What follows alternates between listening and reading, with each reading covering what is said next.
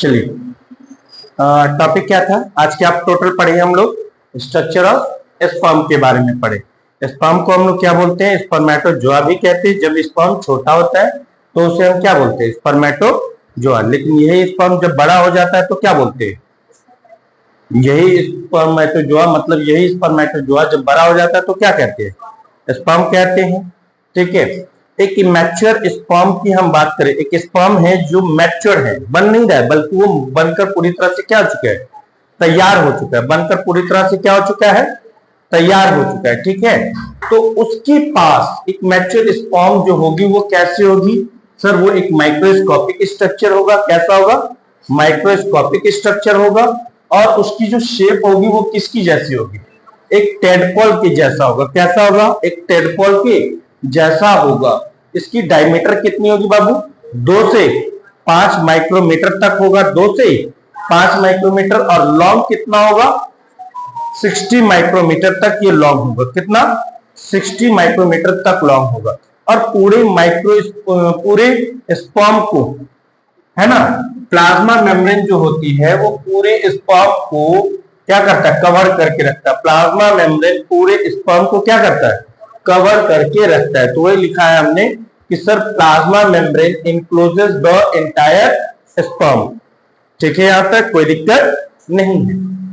ये जो स्पर्म होती है, इस स्पर्म की बात करें तो स्पर्म का पूरा जो पार्ट होता है वो 4 पार्ट में बटा होता है, या कह सकते हो 4 पार्ट से वो मिलकर बने होते हैं। एक पार्ट होता है स्पर्म का हेड, जो ये है स्पर्म का हेड होता है। ये वाला पार्ट स्पर्म का नेक होता है। दूसरा पार्ट कौन सा है मेरा? नेक। और तीसरा पार्ट कौन सा है? मिडिल पीस होता है। कौन सा पीस? मिडिल पीस होता है।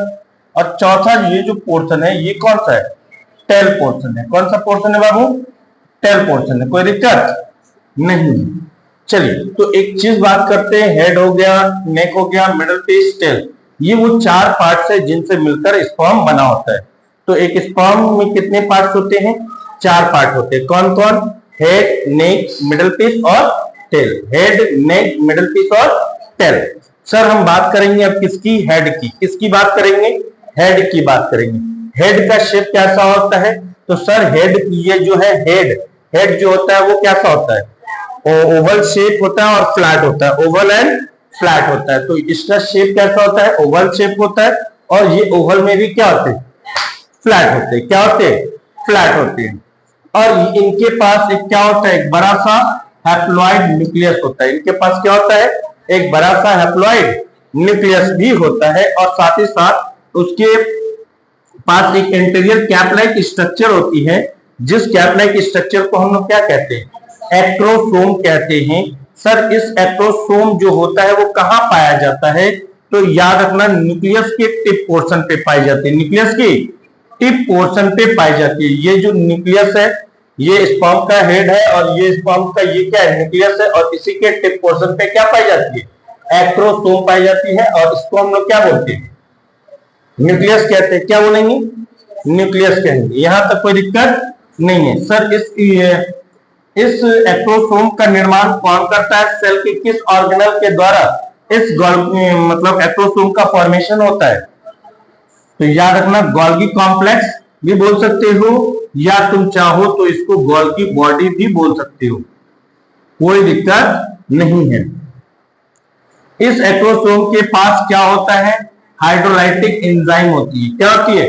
हाइड्रोलाइटिक एंजाइम होती है। जैसे मान लो ये स्पर्म है और ये स्पर्म का हेड है, और इसके हेड पे ये एक्रोसोम है।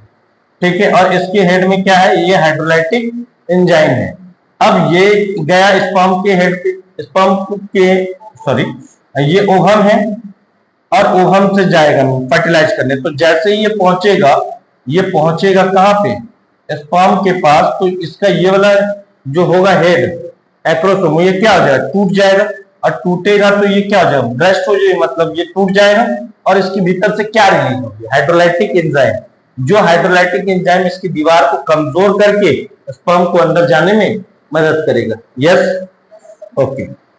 इसके बाद और क्या? तो वही लिखा है, हाइड्रोलाइटिक एंजाइम का यूज कहां होता है? Contact and penetrate the egg. कब? यस, फर्टिलाइजेशन के समय होगा। कब होगा? फर्टिलाइजेशन के समय होता है। Yes no? Yes sir. Neck portion, कौन सा पोर्शन बाबू? नेक पोर्शन की हम बात कर रहे हैं। अब कौन सा? हेड पोर्शन तो पढ़ लिया। अब हेड के बाद छोटा सा ये वाला एरिया, ये स्पर्म का सबसे छोटा वाला पार्ट है कि नहीं है? स्पर्म का छोटा पार्ट है। तो स्पर्म का ये छोटा वाला पार्ट जो सर है ना, ये शॉर्ट पार्ट होता है। और इसी शॉर्ट पार्ट में दो सेंट्रियोल होती है। कितने सेंट्रियोल? दो सेंट्रियोल होती है, एक ऊपर में एक नीचे में। जो ऊपर में होता है उसको एंटेरियर सेंट्रियोल कहते हैं, या इसको प्रॉक्सिमल सेंट्रियोल कहते हैं। क्या बोलोगे? यस, जो ऊपर में रहेगा उसको एंटेरियर, और जो एंटेरियर या प्रॉक्सिमल। प्रॉक्सिमल कैसे याद रखोगे सर? जो न्यूक्लियस के पास में हो, जो न्यूक्लियस के पास में हो, जो न्यूक्लियस के पास है वो प्रॉक्सिमल, जो न्यूक्लियस से दूर है वो डिस्टल, जो दूर है वो डिस्टल, जो पास है वो प्रॉक्सिमल। जो दूर है, जो दूर है, जो पास है। तो न्यूक्लियस के पास कौन है और न्यूक्लियस से दूर कौन है? वेरी गुड, ठीक है। अब जो डिस्टल है उसका दूसरा नाम क्या है? Posterior centriole. दोनों का क्या रोल है? दोनों क्या काम करते हैं? तो सर जो प्रॉक्सिमल सेंट्रियोल होते हैं, जो प्रॉक्सिमल सेंट्रियोल होता है वो उसका काम क्या होता है कि जब फर्टिलाइजेशन हो जाता है, ओवम का क्या होता है, स्पर्म के साथ फर्टिलाइजेशन हो जाता है, तब उसकी जाइगोट में क्लीवेज, फर्स्ट जो क्लीवेज होता है वो कौन करवाता है? प्रॉक्सिमल सेंट्रियोल कराता है। ओके। जबकि दूसरा जो होता है, दूसरा वाला जो होता है उसका काम क्या है? यहां से एक्सियल फिलामेंट, ये देख रहे हो, ये वाली ब्लू कलर की, ये वाली ये एक्सियल फिलामेंट जो आ रहा है, ये कौन है? Axial filament. और यही एक्सियल फिलामेंट जो है ये गति करता है। क्या करता है? गति करता है। और गति करके स्पर्म को आगे की ओर, ओवम की ओर बढ़ने में मदद करता है। चलिए, तो ये चीजें समझ में आ गया, एक्सियल फिलामेंट बन गया, यहां तक कोई दिक्कत नहीं। अब आ जाओ मिडिल पीस। बहुत इंपॉर्टेंट बात, बहुत ही इंपॉर्टेंट। मिडिल पीस क्या होता है बाबू? तो मिडिल पीस सर ये एक शेप, इसका शेप कैसा होता है मिडिल पीस? देखो ये मिडिल पीस कैसा आपको दिख रहा है? सिलेंड्रिकल शेप में दिख रहा है। Very good. इसको हम लोग क्या नाम से जानते हैं? Power house of the sperm के नाम से जानते हैं। तो पूछा जाएगा स्पर्म के किस पार्ट को power house of the cell कहते हैं? क्या बोलोगे? यस, मिडिल पीस को बोला जाता है सर। ये अपने पास क्या रखता है? कई सारे माइटोकॉन्ड्रिया होती है, और उस माइटोकॉन्ड्रिया की शेप कैसी होती है? स्पाइरल होती है। और ये माइटोकॉन्ड्रिया जो होता है ये क्या काम करता है सर? एनर्जी प्रोड्यूस करता है। क्या प्रोड्यूस करता है? क्यों प्रोड्यूस कर रहा है सर? तो टेल के मूवमेंट के लिए। किसके लिए? टेल के मूवमेंट के लिए क्या करता है? एनर्जी प्रोड्यूस करता है, ताकि स्पर्म की मोटिलिटी हो सके, स्पर्म एक जगह से दूसरी जगह जा सके। Yes, yes sir. अब यहाँ पे देखोगे सर, यहाँ पे अब क्या हो रहा है कि फैसिलिटेट स्पर्म मोटिलिटी, और ये जरूरी है किस काम के लिए? स्पर्म के फर्टिलाइजेशन के लिए जरूरी है। अगर सोच के देखो स्पर्म में मोटिलिटी नहीं होगी तो स्पर्म कैसे ओवम तक पहुंचेगा? क्योंकि ओवम, स्पर्म जो होता है एक मोटाइल स्ट्रक्चर है। क्या होता है? मोटाइल होता है। और जो मोटाइल होता है उसके पास क्या होती है? फ्लैजिला। उसके पास क्या होती है? फ्लैजिला होती है। क्या होती है? फ्लैजिला होती है। बात समझ में आया? यस। अब आगे देखिए, अब आगे देखिए यहां तक तो सब मिडिल पीस भी हो गया। इसके बाद कौन सा बच्चा है? Tail portion. तो टेल पोर्शन कैसा होता है? एक long, cylinder and tapering structure of cytoplasm होती है।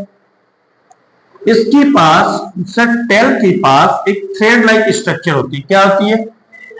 और उसी थ्रेड लाइक स्ट्रक्चर को हम लोग क्या बोलते हैं? एक्सियल फिलामेंट कहते हैं। क्या वो, सॉरी, इसी थ्रेड लाइक स्ट्रक्चर को क्या बोलते हैं? एक्सियल फिलामेंट कहते हैं। और इसकी उत्पत्ति कहां से होती है? पोस्टीरियर की एंटीरियर? पोस्टीरियर से होती है। कैसे होती है? पोस्टीरियर सेंट्रियोल से होती है। यहां तक कोई दिक्कत नहीं है। और ये जो होता है एक्सियल फिलामेंट, ये किसको ट्रांसवर्स करते हुए, किसको पार करते हुए? मिडिल पीस को। देखो लिखा है ये किसको ट्रांसवर्स कर रहे हैं? मिडिल पीस को पार करते हुए। और किसको पार करता है? टेल को पार करता है।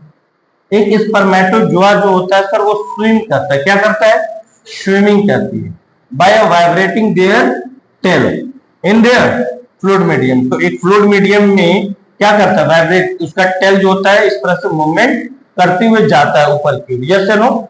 यस। और किसकी खोज में? ऊहा की तलाश में। किसकी तलाश में? ओवम की तलाश में वो जाता है। अगर मान लेते हैं सर किसी कारणवश ओवम स्पर्म जो है ओवम को फर्टिलाइज करने में सक्सेस नहीं हो पाया, फेल हो गया, तब क्या होगा? इसकी इस स्पर्म की एनर्जी जो होगी वो पूरी तरह से वेस्ट हो जाएगी और स्पर्म मर जाएगा। यहां तक कोई दिक्कत नहीं है। अब आपने एक फिल्म तो देखा होगा ना, थ्री इडियट। थ्री इडियट में माधवन जो होता है शुरुआत में क्या बताता है, स्पर्म मतलब जन्म लेने के लिए भी 300 मिलियन स्पर्म से क्या करनी पड़ती है, रेस लगानी पड़ती है। यस या नो? तो रेस तो वहीं से शुरू हो गई थी। तो एक ह्यूमन मेल अपने बॉडी पेनिस से एक बार में जो कितने स्पर्म को बाहर करता है, 200 से 300 मिलियन स्पर्म को बाहर करता है। यस या नो? कितना? 200 से 300 मिलियन स्पर्म को बाहर करता है। उस एक नॉर्मल फर्टिलिटी के लिए, किसके लिए? एक नॉर्मल फर्टिलिटी के लिए स्पर्म जो होना चाहिए कितना, टोटल इजैकुलेशन का कितना परसेंट, 60% स्पर्म का जो शेप होना चाहिए उसका नॉर्मल शेप एंड साइज होना चाहिए। और उस 60% में से एटलीस्ट कम से कम 40% ऐसे स्पर्म होने चाहिए जिसमें विग्रस मोटिलिटी हो। विग्रस मतलब क्या होता है? एक जोरदार मोटिलिटी होनी चाहिए। क्या होनी चाहिए? जोरदार मोटिलिटी होनी चाहिए। यस या नो?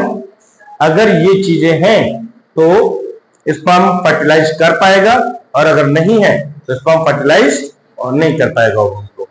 यहां तक में किसी को डाउट है तो बोलिए।